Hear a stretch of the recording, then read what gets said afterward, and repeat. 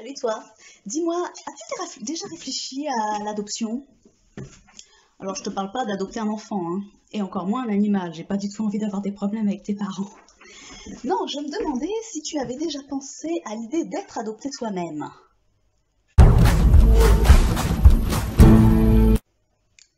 Enfin, je parle du fait d'être adopté par Dieu.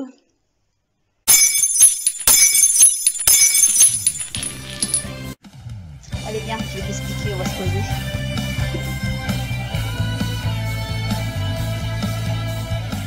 La Bible dit que tous sont péchés et sont privés de la gloire de Dieu. La version français courant nous dit même que tous sont privés de la glorieuse présence de Dieu. Alors ça sous-entend la présence de Dieu au ciel, mais également ici-bas sur terre. Quand on parle de péché, il ne s'agit pas seulement de gros trucs, si j'ose dire, comme tuer ou voler.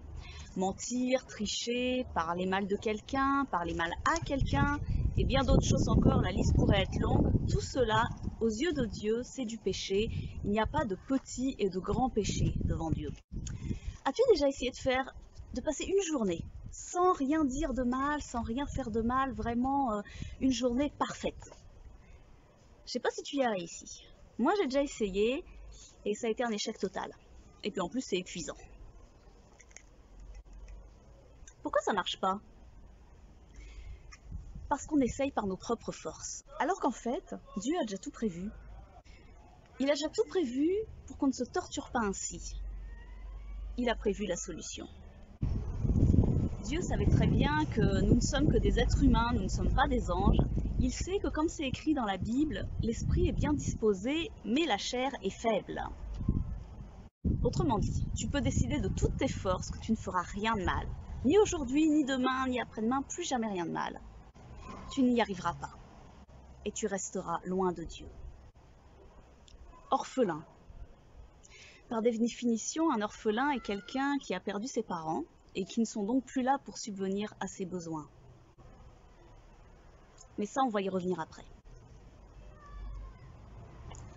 Alors, puisqu'on ne peut pas s'en sortir tout seul, comment est-ce qu'on fait? Quelle est cette solution que Dieu a prévue? Eh bien, cette solution, c'est une personne qui s'appelle Jésus. Dans Jean 3,16, on peut lire ce verset qui est presque peut-être l'un des plus connus de la Bible et à la fois méconnu.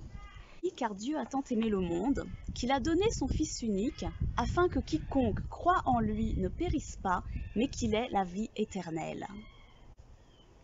Remarque avec moi qu'il est question de mort dans ce passage, puisqu'il est écrit qu'il ne périsse pas.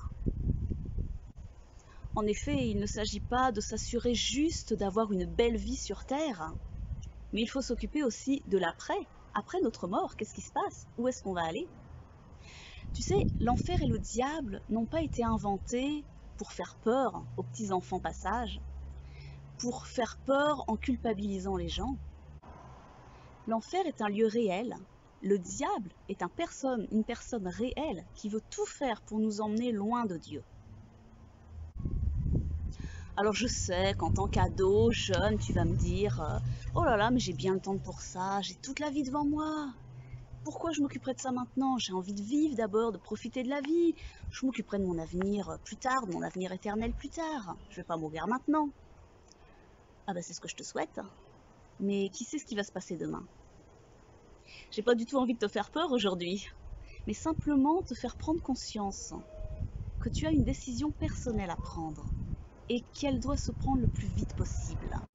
Ce n'est pas parce que tes parents sont chrétiens, que tu vas à l'église régulièrement, même que tu pries religieusement tous les soirs, tu as ton habitude, ta routine, tu pries, tu remercies Dieu. C'est pas pour ça que le ciel t'est garanti. Je t'invite à relire ce passage de Jean 3,16 et à remplacer quiconque par ton prénom.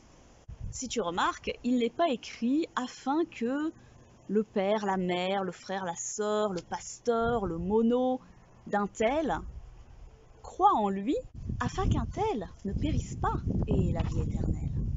Oui, je te le disais tout à l'heure, il y a une démarche personnelle à faire. Et pas la peine de faire des recherches sur internet pour savoir laquelle, Dieu te donne toutes les infos dans la Bible. On va lire dans Romains chapitre 10, versets 9 à 11 et le verset 13, qui dit ceci. « Si tu confesses de ta bouche le Seigneur Jésus Et si tu crois dans ton cœur que Dieu l'a ressuscité des morts, tu seras sauvé. Car c'est en croyant du cœur qu'on parvient à la justice, et c'est en confessant de la bouche qu'on parvient au salut, selon ce que dit l'Écriture. Quiconque croit en lui, donc croit en Jésus, ne sera point confus. Et au verset 13, car quiconque invoquera le nom du Seigneur sera sauvé. Encore une fois, quiconque. Donc toi, moi, et tous ceux qui croiront en cette parole.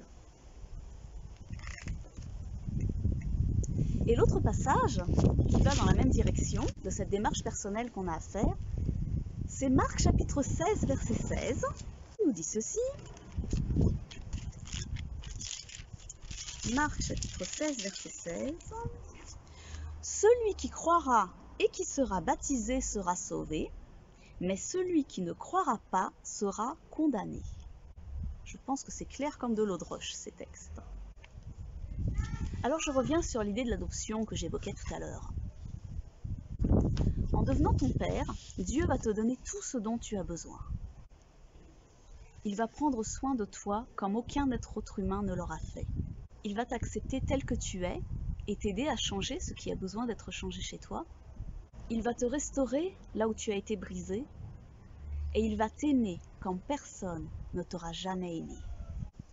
J'aimerais terminer cette capsule par ce que j'appelle un flash de mon histoire. 2 petits témoignages pour appuyer ce que je viens de dire. Que ce ne soit pas juste de la théorie, mais du vécu. Le premier témoignage, c'est en fait ma conversion. J'étais quelqu'un qui connaissait Dieu depuis l'enfance, quelqu'un qui lisait la Bible, etc. Mais pour diverses circonstances, je n'avais jamais pu faire ce pas avec Dieu. J'étais quelqu'un qui avait très peur de la mort durant mon adolescence, pour un tas de raisons. J'avais peur de mourir tout le temps. Pourquoi? Parce que je savais pertinemment que si je mourais maintenant, je n'irais pas au ciel. Je savais pertinemment que je n'avais pas fait ce choix d'accepter Jésus comme mon sauveur. Je n'avais pas cette certitude d'être une enfant de Dieu. Et un soir, une nuit, en allant dormir, j'ai décidé que c'était plus possible. Je ne savais pas exactement ce qui m'attendait derrière. Je ne savais pas tout ce que ma vie allait être, mais je savais une chose. Je voulais faire ce que la Bible disait. Et je reconnaissais que Jésus était mort pour moi. Je reconnaissais qu'il m'avait sauvé en mourant sur la croix. Et maintenant, je voulais simplement l'accepter et lui demander d'être mon sauveur. J'ai fait cette simple prière un soir.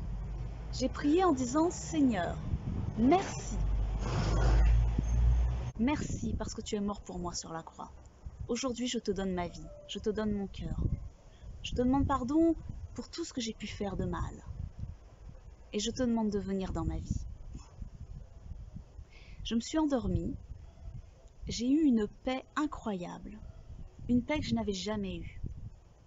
Oui, bien sûr, après, il y a eu tout un cheminement. Et comme je disais tout à l'heure, Dieu a pris le temps de s'occuper de moi, de me restaurer, de me faire grandir en lui, et il le fait toujours. Mais une chose est sûre, ce soir-là, la peur de la mort m'a totalement quittée, parce que j'avais cette certitude que j'étais une enfant de Dieu. Pourquoi j'avais cette certitude? Parce qu'au moment où j'ai donné mon cœur à Jésus, au moment où je lui ai confié ma vie, le Saint-Esprit est venu en moi. Et il y a un passage que nous allons lire dans quelques secondes, qui nous dit que le Saint-Esprit atteste à notre esprit que nous sommes enfants de Dieu. C'est dans Romains chapitre 8, du verset 14 au verset 16. « Car tous ceux qui sont conduits par l'Esprit de Dieu sont fils de Dieu. Et vous n'avez point reçu un esprit de servitude pour être encore dans la crainte. » D'autres versions diront un esprit d'esclavage, pour être encore dans la crainte. « Mais vous avez reçu un esprit d'adoption par lequel nous crions « Abba, Père ». L'Esprit lui-même rend témoignage à notre esprit que nous sommes enfants de Dieu. Et tu sais, tout au long de ta vie, Dieu viendra te rassurer. On n'est pas exempt du doute, personne n'est exempt du doute. Mais Dieu continue de me rassurer. Et il sait quand j'ai besoin. Il y a eu des moments où j'ai douté, je me suis dit, oulala, est-ce que je suis encore une enfant de Dieu? Mais le Saint-Esprit toujours venait dans mon cœur me rassurer. Et le deuxième témoignage que je voudrais te laisser, c'est arrivé il y a seulement quelques jours, où dans mon temps avec Dieu, il m'a rappelé que j'étais sa fille. Il m'a rappelé qu'il avait posé un acte d'adoption sur ma vie. j'étais en train de penser à certaines choses concernant mon identité. Et Dieu m'a vraiment interpellée à ce sujet en me disant que lui m'avait adoptée, que lui avait fait de moi sa fille, que ce n'était ni ce que j'avais vécu, ni ce que je pouvais vivre aujourd'hui, que ce n'était pas mon nom qui avait de l'importance aux yeux de Dieu, et ce n'était pas ce qui fait mon identité. Ce qui fait mon identité aujourd'hui, c'est que je suis enfant de Dieu, c'est que je suis sa fille. Ton identité n'est pas ce qui a été dit sur toi, n'est pas ce qui a été fait sur toi. Ton identité, c'est ce que Dieu dit et fait de toi. Alors voilà, je vais te laisser avec ce chant, et je prie pour toi, pour que très rapidement, tu puisses toi-même proclamer les paroles de ce chant que nous allons écouter tout de suite. À bientôt!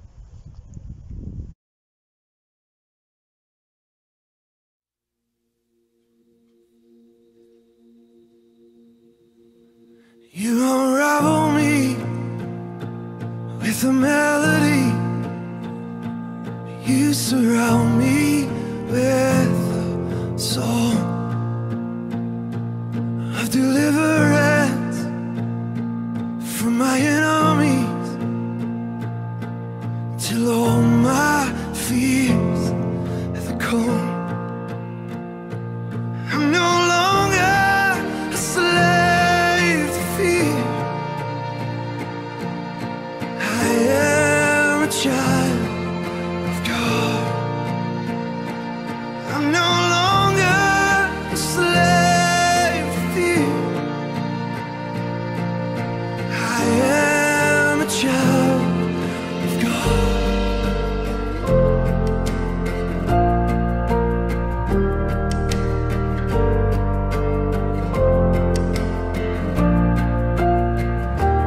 From my mother's womb, you have chosen me. Love has called my name. I've been born again to a family. Your blood flows through my veins. I'm no longer a slave to fear. I am a child of God.